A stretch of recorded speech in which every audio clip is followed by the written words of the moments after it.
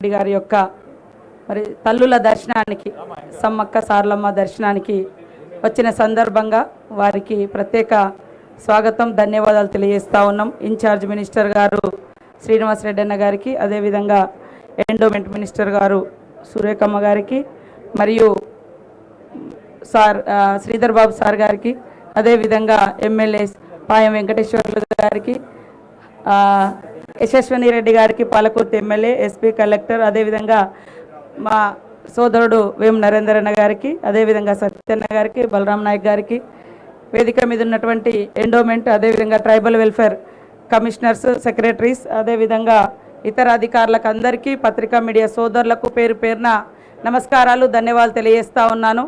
ముఖ్యంగా మా అందరికి కూడా అదృష్టంగా భావిస్తూ ఉన్నాం. ముఖ్యంగా మేమిద్దరము, నేను మరి సీఎం రేవంత్ రెడ్డి గారు అనేక సందర్భాలలో ఎమ్మెల్యేగా ఉన్నప్పుడు, వారు ఎంపీగా ఉన్నప్పుడు, పిసిసి ప్రెసిడెంట్గా, హాస్య జోడో ఈ రాష్ట్రంలో ఎన్నికల ముందు వారు చేపట్టినటువంటి యాత్ర కూడా సమ్మక్క సారలమ్మ సన్నిధి నుంచే చేపట్టడం జరిగింది.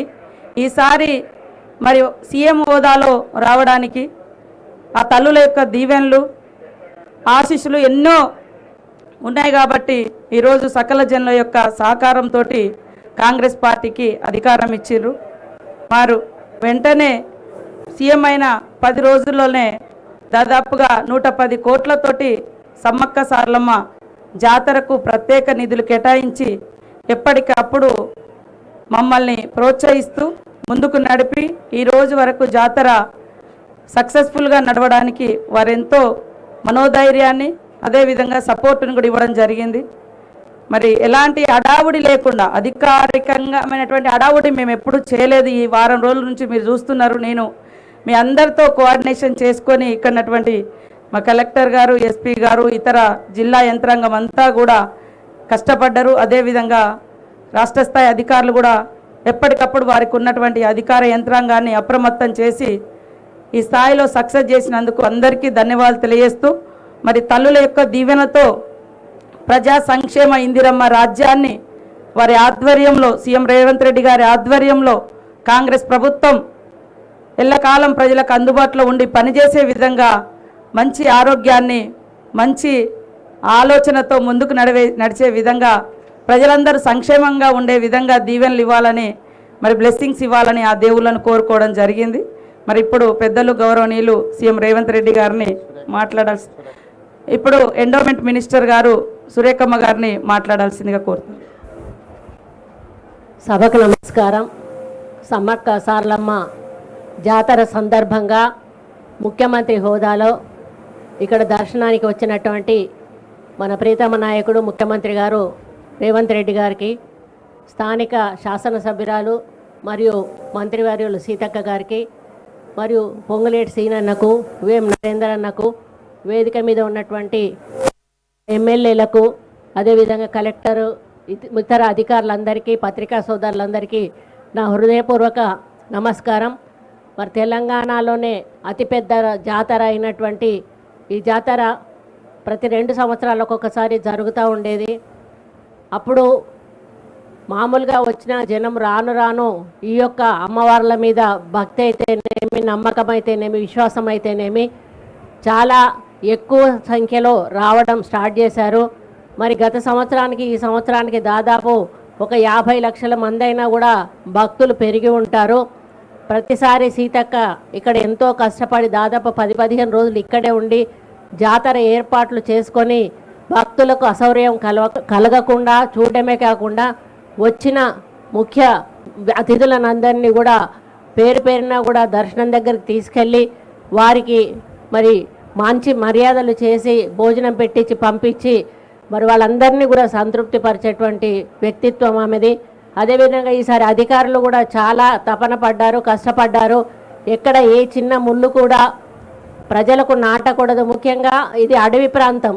ఇక్కడ కొన్ని ఎకరాల అడవి ఉంటుంది, అయినా కూడా ఒక చిన్న చీమ కూడా కుట్టదు వచ్చిన భక్తుల కంటే. ఆ అమ్మవార్ల మహిమ ఏంటో అక్కడే అర్థమవుతా ఉంది. సీతక్క చెప్పినట్టుగా ముఖ్యమంత్రి గారు అడగంగానే ఒక మాట కూడా మాట్లాడకుండా 110 కోట్ల రూపాయలు ఇవ్వడమే కాకుండా అభివృద్ధికి ఏం కావాలన్నా కూడా నా వంతు సహకారం అందిస్తాను, ఎక్కడా కూడా తక్కువ చేయాల్సిన అవసరం లేదని కూడా చెప్పడం జరిగింది. ఇంకొక చిన్న విషయం ఏంటంటే, చాలామంది నాకు ఈ జాతరకు కూడా సంబంధం అని అనుకుంటారు. నేను ఒక దేవాదాయ శాఖ మంత్రిని మాత్రమే. మా డిపార్ట్మెంట్ నుంచి మేము చేసేటువంటి కార్యక్రమాలు, మేము పోస్టర్స్ రిలీజ్ అయితేనేమి, లేకపోతే కొన్ని వెబ్సైట్లు ఓపెన్ చేయడం అయితేనేమి, ప్రచారం చేయడం అయినట్టు అటువంటివన్నీ చేస్తాము. కానీ 100% కూడా ఈ జాతర ఐటీడీఏ కంట్రోల్లోనే ఉంటుంది, ఐటీడీఏ వాళ్ళే చేపడతారు. కాబట్టి ఫస్ట్ మీటింగ్ నేను అటెండ్ అయిన తర్వాత వాళ్ళతో ఫాలోఅప్లో ఉండి ఈ మీటింగ్ని చూసుకోవడం జరిగింది. ఇంత లోపల కొంత హెల్త్ ప్రాబ్లం రావడం వలన రాలేకపోయాను. అయినా కూడా మరి ప్రజలందరూ కూడా మంచి సమయానికి వచ్చి ఈ దర్శనం చేసుకొని చాలా సంతోషంగా మరి సుఖంగా వెనక్కి వెళ్తున్నందుకు వాళ్ళందరికీ కూడా నా ఆశీస్సులు, శుభాకాంక్షలు తెలియజేస్తూ సెలవు తీసుకుంటా ఉన్నాను.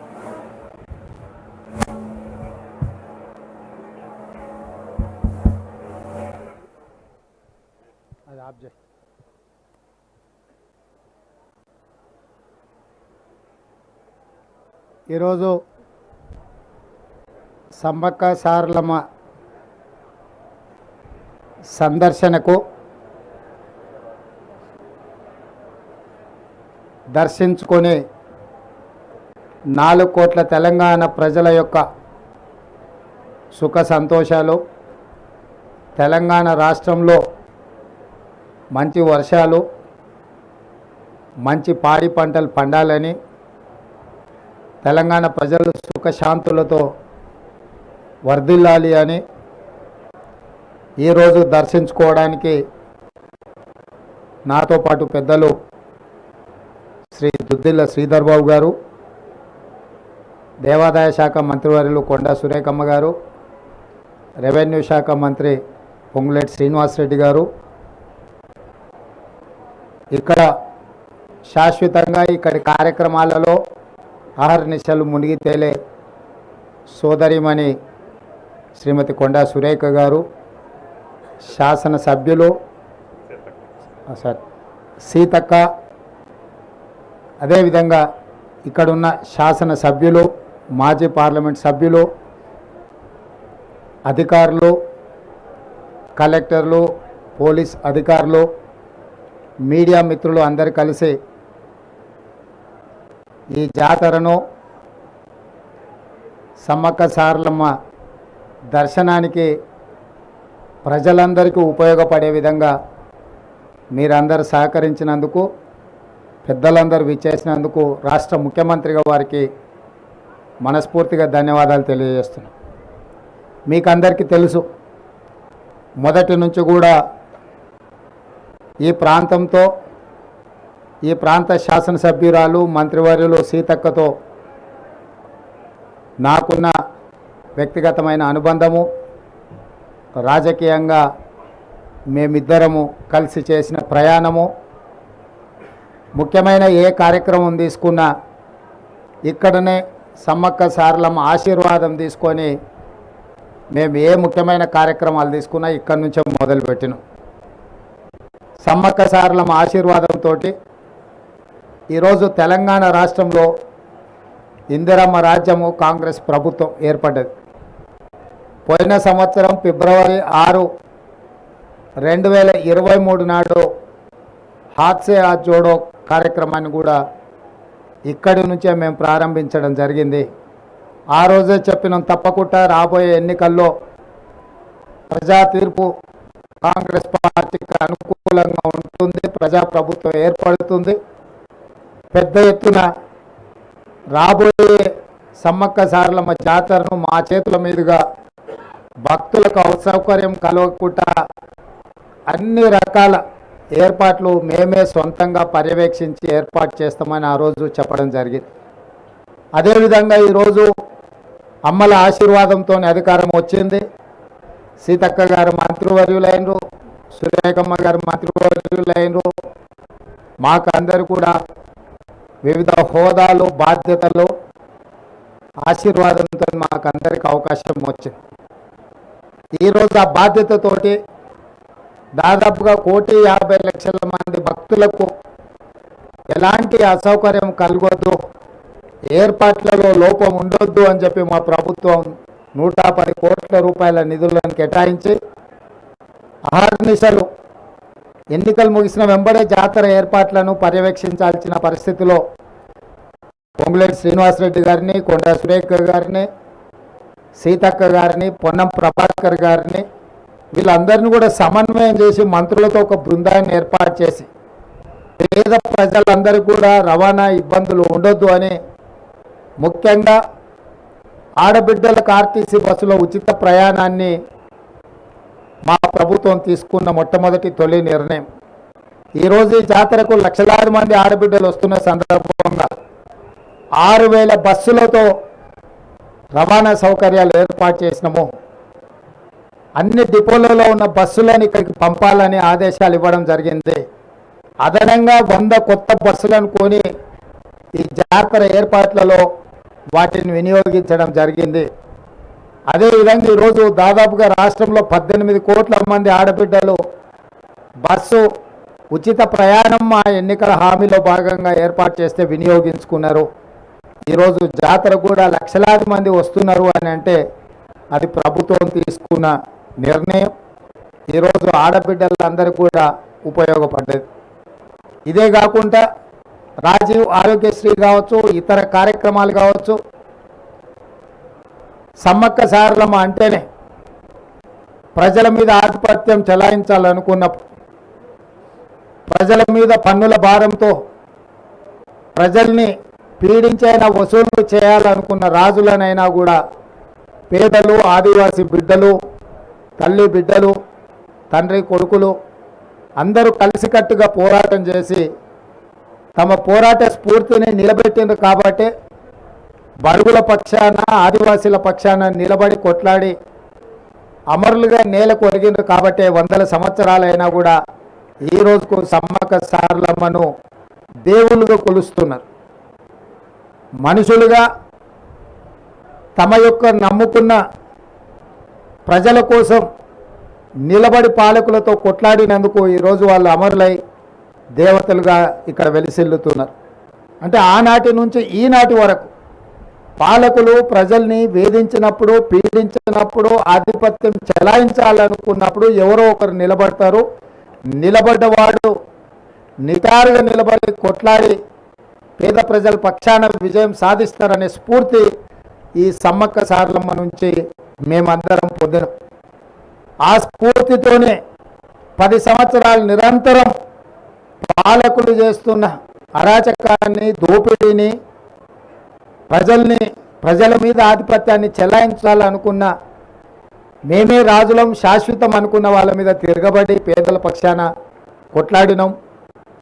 ఆ రోజు ఎన్నో ఒడిదుడుకులను ఎదుర్కొని నిలబడడం వల్ల ఈరోజు పేదల ప్రభుత్వం ఏర్పడ్డది. అంటే సమ్మక్క సారలమ్మ స్ఫూర్తి ప్రజాస్వామిక దేశంలో తెలంగాణ రాష్ట్రంలో మమ్మల్ని అందరినీ కూడా ప్రభావితం చేసి ఈ పోరాటంలో ముందుకు నడిపించడం వల్ల ఈరోజు ప్రజాప్రభుత్వం ఏర్పడ్డది. ప్రజాపాలన ద్వారా ప్రజల దగ్గరికి చేరువై ప్రజా సమస్యల్ని పరిష్కరించడానికి మా శాయశక్తుల ప్రయత్నం చేస్తున్నాం. మా ప్రయత్నాల వల్ల 100% సమస్యలు పరిష్కారమైనవని నేను అన్నాను. కానీ ప్రజలకు ఒక భరోసా, ఒక విశ్వాసం, ఈ ప్రభుత్వం మాది, ఈ ప్రభుత్వానికి మేము చెప్పుకోవచ్చు, ఈ ప్రభుత్వం దగ్గరికి మేము వెళ్ళొచ్చు, ఈ ప్రభుత్వం మా దగ్గరకు వస్తుంది, మా గ్రామాలలో మా మాట వింటుంది, మా గ్రామాలలో ఉండే సమస్యల్ని ఈ ప్రభుత్వం పరిష్కరిస్తుంది, తండాలలో గూడాలలో కూడా ప్రజాపాలన ప్రజలకు చెరువవుతుందనే నమ్మకాన్ని ఈ 75 రోజుల్లో మేము కల్పించే ప్రయత్నం చేసి ఇక భవిష్యత్తులో కూడా ఈ స్ఫూర్తిని కొనసాగిస్తాం. ప్రజలకు ఏం కావాలనో ప్రజలను అడిగి తెలుసుకుంటాం. మా ఎజెండా ప్రజల ఎజెండా. ప్రజలు ఏ అంశాలైతే మా దృష్టికి తీసుకొస్తున్నారో వాటిని ఎజెండాగా మార్చి మా ప్రభుత్వ విధానాలుగా మేము నిర్ణయం తీసుకొని ముందుకు వెళ్తున్నాము. ఈరోజు ఈ ప్రాంత అభివృద్ధి కోసం దక్షిణ కుంభమేళా లాంటి దాదాపుగా 1.5 కోటి భక్తులు ఈ ప్రాంతానికి వస్తే కేంద్ర ప్రభుత్వాన్ని చాలా సంవత్సరాల నుంచి జాతీయ పండుగగా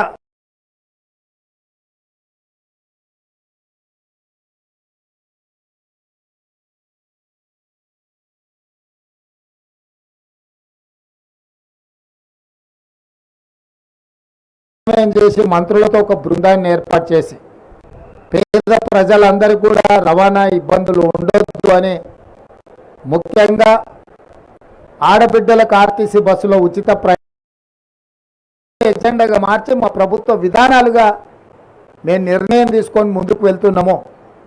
ఈరోజు ఈ ప్రాంత అభివృద్ధి కోసం దక్షిణ కుంభమేళా లాంటి దాదాపుగా 1.5 కోటి భక్తులు ఈ ప్రాంతానికి వస్తే కేంద్ర ప్రభుత్వాన్ని చాలా సంవత్సరాల నుంచి జాతీయ పండుగగా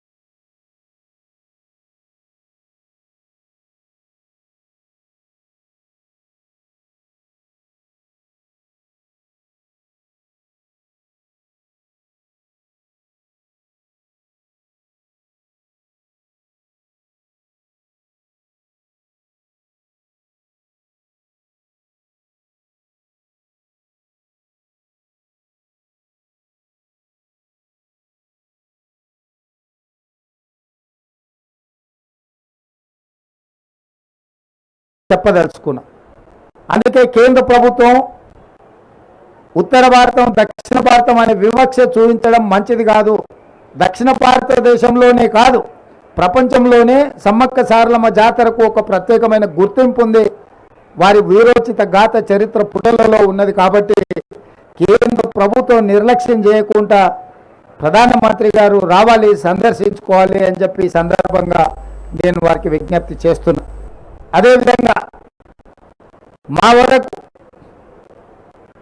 ఫిబ్రవరి 6 తారీఖు నాడు మేము మొదలుపెట్టిన యాత్ర విజయవంతమై ఈరోజు అధికారికంగా ప్రభుత్వంలోకి వచ్చి అధికారిక లాంఛనాలతో ఈరోజు ఈ జాతరను మేము నిర్వహించినాం. భవిష్యత్తులో ఇంకా సమయం ఉంటుంది కాబట్టి ఈ ప్రాంతంలో భక్తులకు అన్ని రకాల వసతులు సౌకర్యాలు, ఎవరికి ఎలాంటి ఇబ్బందులు జరగకుండా అత్యంత పేదలు నిరుపేదలకు ఈరోజు గుళ్ళల్లో వెళ్తే శ్రీమంతులు, ఆగర్భ శ్రీమంతులు వజ్రాలు వైదూర్యాలు బంగారము ఇచ్చే సాంప్రదాయం ఉంది, లేకపోతే వాళ్ళ శక్తి మేరకిచ్చి. కానీ పేదవాడు బాధపడుతుంటే సమ్మక్క సారలమ్మ ప్రత్యక్షమై శ్రీమంతులు బంగారం ఇస్తుంటే మేమేమి ఇయ్యలేకపోతున్నామని బాధపడుతున్న సందర్భంగా నీ ఇంట్లో ఉన్న ఒక బెల్లం ముక్క ఇచ్చినా అదే మాకు బంగారము అని వారి కళ్ళలో ఆ భక్తుడికి చెప్పడం వల్ల ఈడ మనము బెల్లంతోనే ముడుపు చెల్లించుకునే సాంప్రదాయానికి తెరలేసింది. మా కొండా సురేఖ గారు ఒకవేళ భక్తులు ప్రత్యక్షంగా ఇక్కడికి రాకపోయినా ఆన్లైన్లో కూడా ఆ విధమైన వెసులుబాటు కల్పించే విధంగా మా ఎండోమెంట్స్ డిపార్ట్మెంట్ కూడా ఏర్పాట్లు చేసింది. సీతకైతే స్వయంగానే ఇక్కడ ఉండి అహర్నిశలు ఇక్కడనే భక్తుల యొక్క ప్రతి అవసరాన్ని దృష్టిలో పెట్టుకొని ఇక్కడనే వారు ఉండి ఏర్పాట్లు చేయడం జరిగింది. ఇదంతా కూడా మాకు వచ్చిన గొప్ప అవకాశం. ఈ అవకాశాన్ని ప్రజలకు ఉపయోగించాలనేది మా ఆలోచన. అదేవిధంగా ఎన్నికల్లో ఇచ్చిన 6 గ్యారెంటీలలో మరో 2 గ్యారెంటీలను 27 తారీఖు నాడు సాయంత్రము ప్రారంభించబోతున్నాము. ప్రధానంగా 500 రూపాయలకే సిలిండర్ ఇచ్చే మహిళలకు చేయూతనిచ్చే విధంగా ఈరోజు సిలిండర్ 500 రూపాయలకి ఇచ్చే కార్యక్రమం. రెండవ కార్యక్రమము పేదవాళ్లకు 200 యూనిట్ల వరకు తెల్ల రేషన్ కార్డు ఉన్న ప్రతి పేదవాడికి ఇంటికి ఉచితంగా విద్యుత్తునిచ్చే కార్యక్రమాన్ని ఫిబ్రవరి 27 తారీఖు నాడు సాయంత్రము ప్రారంభించబోతున్నాము. ఆ కార్యక్రమానికి శ్రీమతి ప్రియాంక గాంధీ గారు కూడా హాజరు కాబోతున్నారు. రాష్ట్రంలో ఉన్న చిక్కుముడులను అన్ని విప్పుకుంటూ ఒక్కొక్కటి పరిష్కరించుకుంటూ ప్రజలకిచ్చిన హామీలను అమలు చేసుకుంటూ దాదాపుగా ఈరోజు ఉచిత బస్సు రవాణా సౌకర్యం కావచ్చు, లేకపోతే రాజీవ్ ఆరోగ్యశ్రీ ద్వారా 10 లక్షల రూపాయలు పేదలకు వైద్యానికి అందించడం కావచ్చు, ఇప్పుడు ప్రారంభించబోయే 500 రూపాయలకే సిలిండర్ కావచ్చు, అదేవిధంగా 200 యూనిట్ల వరకు ఇంటికి ఉచిత కరెంటు కావచ్చు. మేము వచ్చిన 60 రోజుల్లో 25,000 ప్రభుత్వ ఉద్యోగ ఖాళీలను భర్తీ చేసినాం. స్టాఫ్ నర్సులుగా 6,956 మంది, 441 సింగరేణి ఉద్యోగులు, దాదాపుగా 15,000 పోస్టులు పోలీసులు కావచ్చు, ఎక్సైజ్ కావచ్చు, అదేవిధంగా ఫైర్ డిపార్ట్మెంట్ కావచ్చు. వీటన్నిటితో పాటు మార్చి 2 తారీఖు నాడు మరొక 6,000 పైచలకు ప్రభుత్వ ఉద్యోగాలు భర్తీ చేయబోతున్నాము. మేము ఏదైతే 2 లక్షల ఖాళీలను భర్తీ చేస్తామని చెప్పినామో ఇలా గర్వంగా 25,000 ఉద్యోగాలు మేము భర్తీ చేసినామని ప్రజలకు కనిపించే విధంగా, కుళ్ళుకుంటున్న వాళ్ళకి వినిపించే విధంగా ఎల్బీ స్టేడియంలోనే వేలాది మంది సమక్షంలో నియామక భర్తీల పత్రాలు వాళ్ళ చేతికి అందజేసినాం. ఎందుకంటే ఇచ్చినా కూడా ఇయ్యలేదని అబద్ధ ప్రచారాలతోని గోబెల్స్ కంటే కూడా వాళ్ళ బాబుల్లాగా తయారై మామ అల్లుళ్ళు తండ్రి కొడుకులు మా ప్రభుత్వం మీద దాడి చేసే ప్రయత్నం చేస్తున్నారు. కాబట్టి ప్రజల కళ్ళెదురుగా నిరుద్యోగ యువకులకు ఉద్యోగ అవకాశాలు కల్పించినాము. శ్రీధర్ బాబు గారి నేతృత్వంలో ఐటీఐలను ఈరోజు స్కిల్ యూనివర్సిటీస్గా మార్చి 65 ఐటీలను 2,000 కోట్లతోని నైపుణ్యాన్ని అభివృద్ధి చేయాలని ఈరోజు తెలంగాణ రాష్ట్రంలోనే 10 స్కిల్ యూనివర్సిటీలను ప్రారంభించి గ్రామీణ ప్రాంతాలలో ఉండే చదువుకున్న నిరుద్యోగ యువకులకు నైపుణ్యాన్ని నేర్పించి ఆర్థికంగా బలపడే విధంగా ఉద్యోగ ఉపాధి అవకాశాలు కల్పించే విధంగా ఈరోజు మా రాష్ట్ర ప్రభుత్వం ప్రణాళికలు చేపడుతుంది. సాగునీటి ప్రాజెక్టుల్లో జరిగిన అక్రమాలు, దోపిడీ, నిర్లక్ష్యము కళ్ళగట్టినట్టుగా మొన్ననే మీరు చూసారు. మేడిగడ్డ కావచ్చు, అన్నారం కావచ్చు, సుందిల కావచ్చు, మొత్తం కాళేశ్వరం ప్రాజెక్టే మేడిపండులాగా తయారైందని మీ కళ్ళ ముందలో చూపించినాం. కృష్ణానది జలాల దోపిడీ కళ్ళు మూసుకొని కేసీఆర్ ఫామ్ హౌస్లో ఉండడం వల్ల ఆంధ్రప్రదేశ్కు సంబంధించిన ముఖ్యమంత్రి గారు ఆ రాష్ట్రము అధికారికంగానే అన్ని తరలించకపోతుంటే ఆనాడు నిర్లక్ష్యం వహించారు.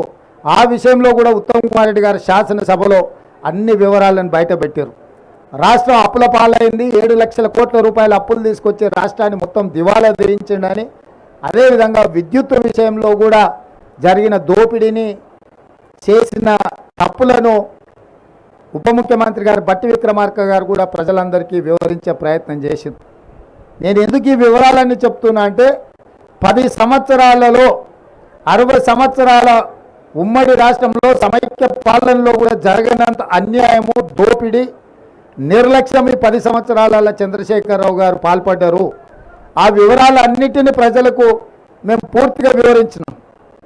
ఈ 10 సంవత్సరాలు ఆయన దోపిడీ చేస్తున్నప్పుడు పిల్లి కళ్ళు మూసుకొని పాలు తాగింది అన్నట్టుగా మోడీ గారు కూడా ఒక్కరోజు కూడా కేసీఆర్ని నిలువరించే ప్రయత్నం చేయలే.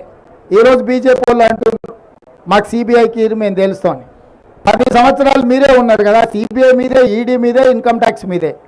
సింగిల్ కేసు అయినా కేసీఆర్ కుటుంబానికి వ్యతిరేకంగా మీరు ఎఫ్ఐఆర్ చేసిండ్రా? ఒక్క రూపాయి అవినీతి మీదైనా మీరేమన్నా విచారణ చేపట్టినరా? ప్రతిపక్షంలో మేము ఉన్నప్పుడు పదే మీకే అధికారికంగా ఫిర్యాదులు చేసినాం, కోర్టు నుంచి కూడా ఆర్డర్లు తీసుకొచ్చిన నేను, కానీ ఏ రోజు కూడా విచారణ చేయలే. ఇవాళ మేము జ్యుడిషియల్ ఎంక్వైరీకి ఆర్డర్ ఇచ్చిన తర్వాత న్యాయాధిపతులతోని న్యాయస్థానాల ద్వారా కేసీఆర్ అవినీతి మీద విచారణ చేయడానికి మేము నిర్ణయం తీసుకున్నాక ఇప్పుడు మమ్మల్ని అడుగుతున్నారు సిబిఐకి ఏమని. ఏందే అని బీజేపీ ఆయన అడిగినా అది మా చేతికి వస్తే మాకు కూడా ఇంత గిల్లుకోనికి అవకాశం ఉంటుంది కదా సార్, మీరు జ్యుడిషియల్ ఇస్తే మాకేం వస్తుందని. అంటే వాళ్ళ ఆలోచన ఎంతసేపు ఉన్నా కేసీఆర్ దోపిడీలో కొంత వాటా తీసుకోవాలన్న ఆలోచనే తప్ప దాన్ని చర్యలు తీసుకోవాలన్న ఆలోచన లేదు. అందుకే ఈరోజు కాంగ్రెస్ పార్టీ కంప్లీట్ జ్యుడిషియల్ ఎంక్వైరీకి ఇవ్వడానికి నిర్ణయం తీసుకున్నది.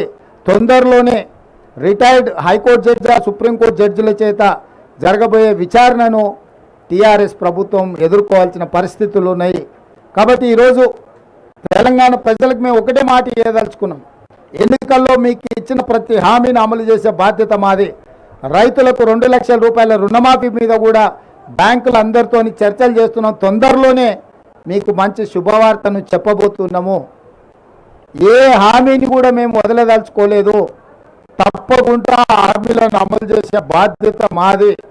ఈరోజు మీరు అందరూ చూస్తారు, గతంలో ప్రతి పోస్టింగ్కు నగదు ఇస్తే తప్ప, నగదు బదిలీ చేస్తే తప్ప ప్రభుత్వ ఉద్యోగులకు పోస్టింగ్లు వచ్చేటివి కావు.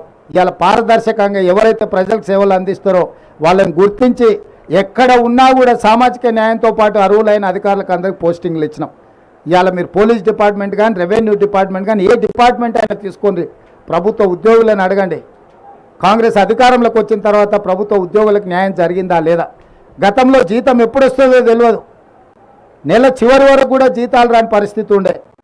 మొదటి నెల 4వ తారీఖు నాడు జీతం ఇచ్చినాం, 2వ నెల 1వ తారీఖు నాడే జీతం ఇచ్చినాం. వాళ్ళే ఆశ్చర్యపోతున్నారు, మా జీతం 1వ తారీఖు నాడు మా ఖాతాలో పడ్డదంటే ప్రభుత్వ ఉద్యోగులు. అంటే పరిపాలనను దారిలో పెట్టే ప్రయత్నం చేస్తున్నాము. ఇంకా చాలా చేయాల్సింది ఉంది. రాత్రి పగళ్ళు మేము కష్టపడుతున్నాము. మీరు చూడండి, ఇన్ని రోజుల్లో ఏ ఒక్క రోజైనా, ఒక గంట అయినా నేను కానీ మా మంత్రులు కానీ ఎక్కడైనా సెలవు తీసుకున్నామా? ప్రతిరోజు ప్రతి నిమిషము పరిపాలనను దారిలో పెట్టి పేదలకు మేలు జరిగే విధంగా పేదలకు అందుబాటులో ఉండే పరిపాలన అందిస్తున్నాము. ఏ రోజు కూడా మేము ప్రజలకు అందుబాటులో లేము అనేదే లేదు. సచివాలయం ప్రజలది అని చెప్పి సచివులను కలుసుకోవడానికి ప్రజలు ఎవరైనా రావచ్చు అని స్పష్టంగా ఈరోజు అవకాశం కల్పించినాం. సచివాలయం ఎట్లుందో మేము వచ్చే వరకు మీడియా మిత్రులు లోపలికి రాలే, గేట్ బయటలుండి చూసుడే తప్ప లోపలికి రాలే. ఇవాళ స్వేచ్ఛగా మమ్మల్ని కూడా పోయినారు. సీతక్క పోతే పట్టుక పోలీసులు పట్టుకపోయారు, నేను పోతే పోలీసులు పట్టుకపోయారు. మా సంగతి కాకపోయింది, మిమ్మల్ని ఇచ్చినట్టే మీకు కూడా అవకాశం రాలే. కానీ ఇవాళ అన్ని చేంబర్లు మీరు తిరిగే పరిస్థితి వచ్చింది. స్వేచ్ఛ అనేది ఈరోజు తెలంగాణ సమాజానికి కాంగ్రెస్ పార్టీ ఇచ్చింది. ఇక సంక్షేమం, అభివృద్ధి కార్యక్రమాలు నిరంతరం తప్పకుండా వాటి అన్నిటిని కూడా కొనసాగిస్తాము. ఏ సమ్మక్క సారలమ్మ ఆశీర్వాదంతో ఈరోజు పేదల ప్రభుత్వం, ప్రజాప్రభుత్వం వచ్చిందో తప్పకుండా పేదల ఆకాంక్షలను నెరవేర్చడానికి రాష్ట్రంలో మేము మాట ఇచ్చిన 6 గ్యారెంటీలను అదేవిధంగా మేము చేస్తామని అభివృద్ధి కార్యక్రమాలను ముందుకు తీసుకెళ్తాము. మీ అందరి సహకారం ఉండాలి.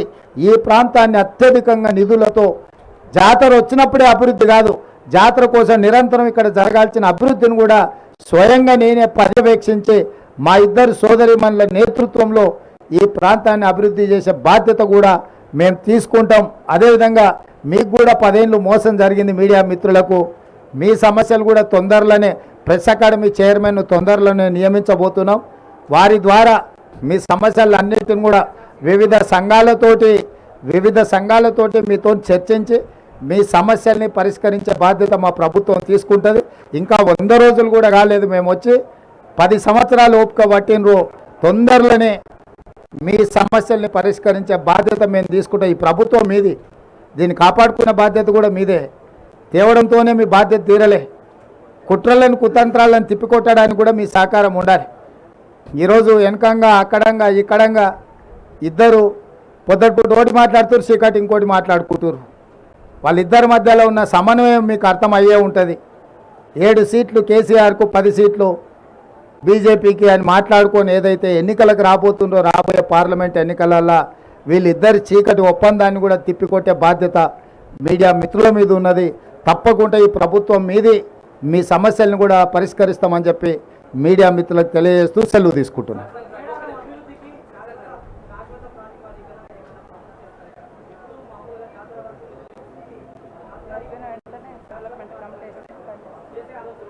తప్పకుండా జాతర అయిపోయిన తర్వాత డెవలప్మెంట్ కోసం మంత్రులతో ఒక కమిటీ చేసి శాశ్వతంగా ఇక్కడ ఏమేమి వసతులు కల్పించాలి, ప్రభుత్వం ఏం నిర్ణయాలు తీసుకోవాలో వాటన్నిటినీ ఆ కమిటీ సూచనల మేరకు ప్రభుత్వం నిధులు కేటాయించి అభివృద్ధి చేయడం జరుగుతుంది.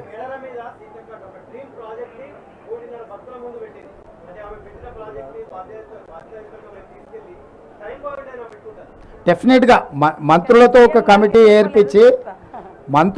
కమిటీ ఏర్పాటు చేసి సీతక్క ఆలోచనలు, భక్తుల ఆలోచనలు, ఇంకా నిపుణుల ఆలోచనలను కూడా పరిగణలోకి తీసుకొని గిరిజన సంఘాలు, ఆదివాసీ సంఘాలు కూడా ఉన్నాయి. వాళ్ళకు కొన్ని ఇక్కడ ఏది పడితే అది అభివృద్ధి చేయడానికి వాళ్ళ సాంప్రదాయం ప్రకారమే మనం ఇక్కడ అభివృద్ధి కార్యక్రమాలు చేపట్టాలి. వాళ్ళ సాంప్రదాయానికి భంగం కలిగే విధంగా మనం అభివృద్ధి చేయడానికి వీల్లేదు. ఆ సాంప్రదాయాలను దృష్టిలో పెట్టుకొని తప్పకుండా వాళ్ళకు కావలసినట్టుగా శాశ్వతమైన అభివృద్ధిని చేసే బాధ్యత మా ప్రభుత్వం తీసుకుంటుంది.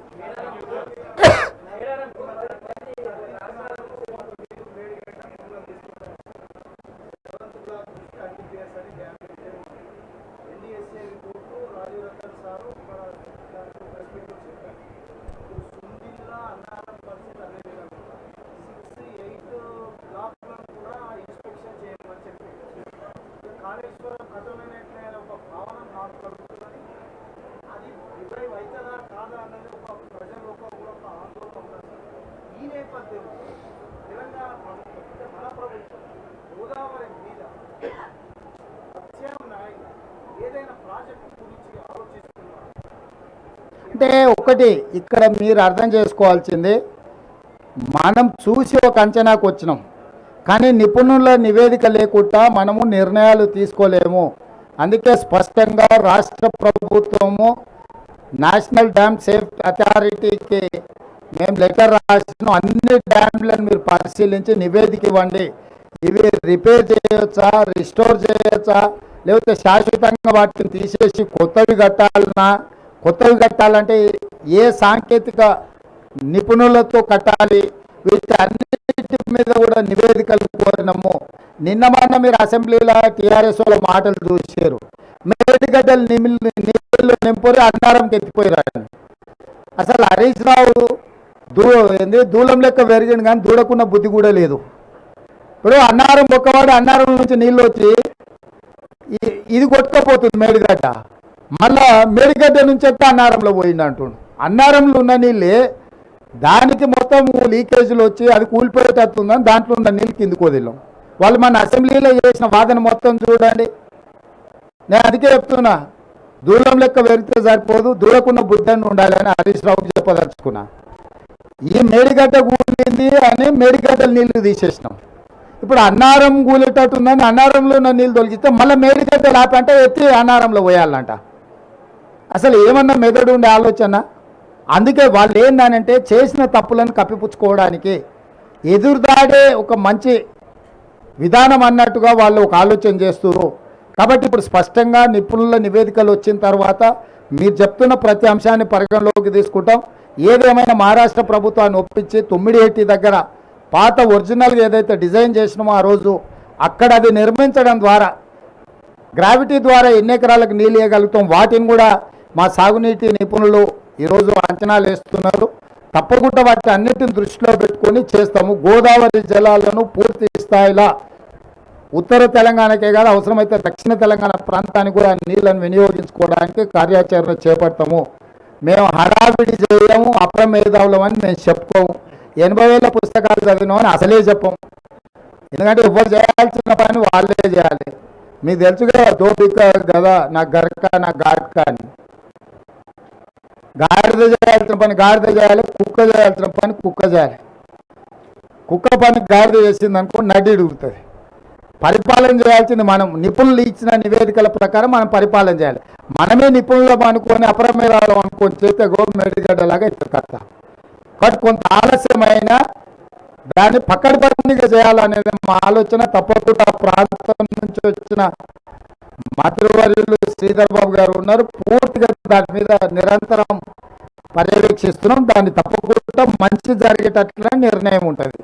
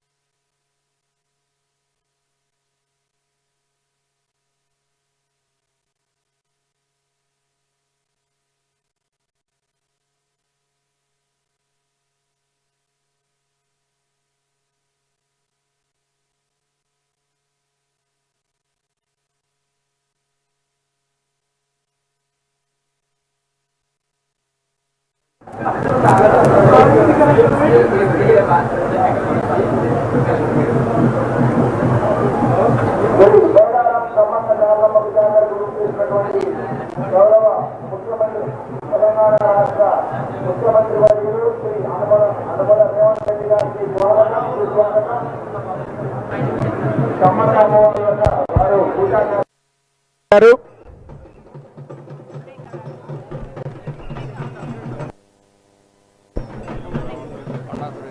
అదేవిధంగా సమ్మక్క సార్లమ్మకు దేవాదాయ ధర్మాదాయ శాఖ మాత్యులు శ్రీమతి కొండా సురేఖ గారు విచ్చేశారు. వారికి స్వాగతం సుస్వాగతం.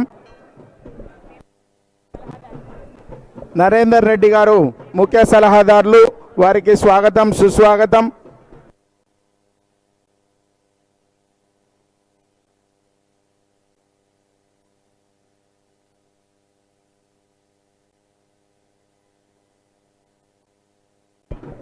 డోర్నకల్ శాసనసభ్యులు శ్రీ రామచంద్ర నాయక్ గారు స్వాగతం సుస్వాగతం. అదేవిధంగా అమ్మవార్ల దర్శనానికి వచ్చినటువంటి అధికారులకు ప్రతినిధులకు అందరికీ స్వాగతం సుస్వాగతం తెలియజేస్తున్నాము.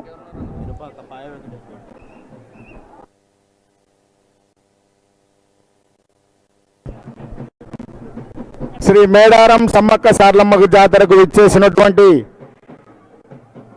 గౌరవ ముఖ్యమంత్రి వర్యులు శ్రీ అనుముల రేవంత్ రెడ్డి గారికి స్వాగతం సుస్వాగతం తెలియజేస్తున్నాం. ములుగు జిల్లా పూర్తి యంత్రాంగం ఇక్కడ వచ్చేటువంటి భక్తులకు అన్ని సౌలభ్యం ఏర్పాటు చేశారు. ముఖ్యమంత్రి వర్యుల వారి యొక్క పూర్తి సహకారంతో ఇక్కడ అన్ని కార్యక్రమాలు చక్కగా జరిగేలా చూసినందుకు వారికి ప్రత్యేక ధన్యవాదాలు తెలియజేస్తున్నాం.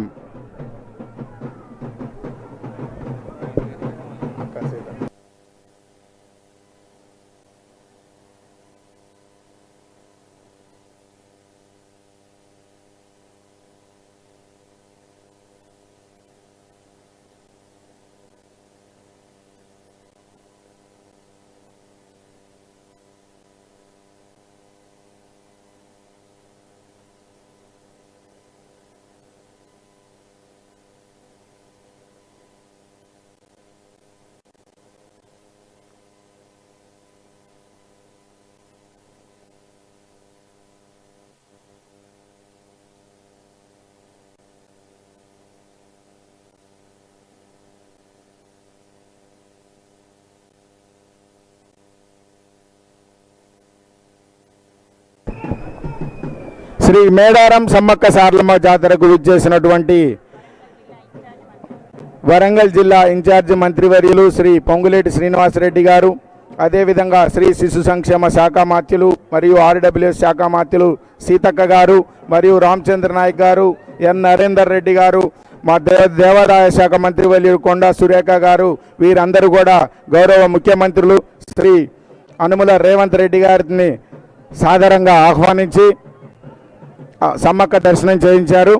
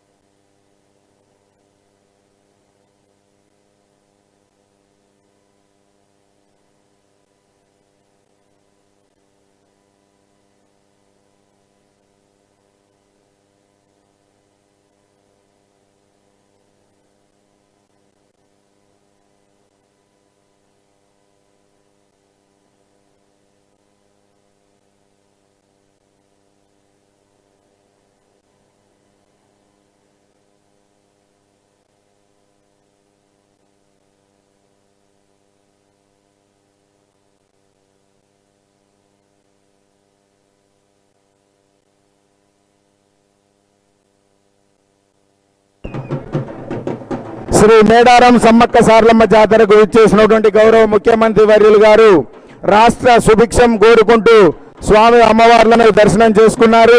అదేవిధంగా అమ్మవార్లకు మొక్కు సమర్పించుకుంటున్నారు. తెలంగాణ రాష్ట్ర ముఖ్యమంత్రి వర్యులు శ్రీ యనుమల రేవంత్ రెడ్డి గారు రాష్ట్రం యొక్క సుభిక్షాన్ని కోరుకుంటూ అందరూ కూడా క్షేమంగా సుభిక్షంగా ఉండాలని, రాష్ట్రం సస్యశ్యామలంగా ఉండాలని శ్రీ సమ్మక్క సారలమ్మ అమ్మవార్లకు గోవిందరాజు పగిడిద్దరాజు వారికి మొక్కులు సమర్పించుకుంటున్నారు.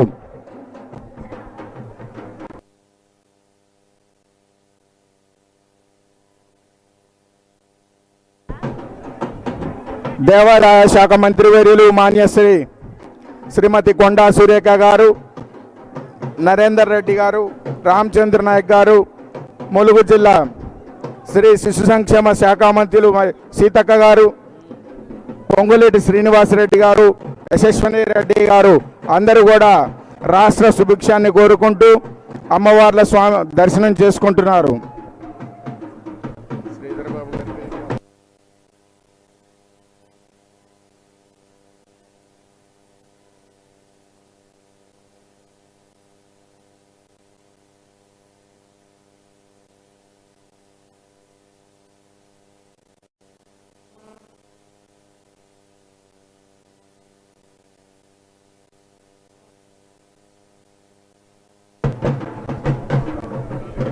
శ్రీ మేడారం సమ్మక్క సారలమ్మ అమ్మవార్లను దర్శించుకున్నారు.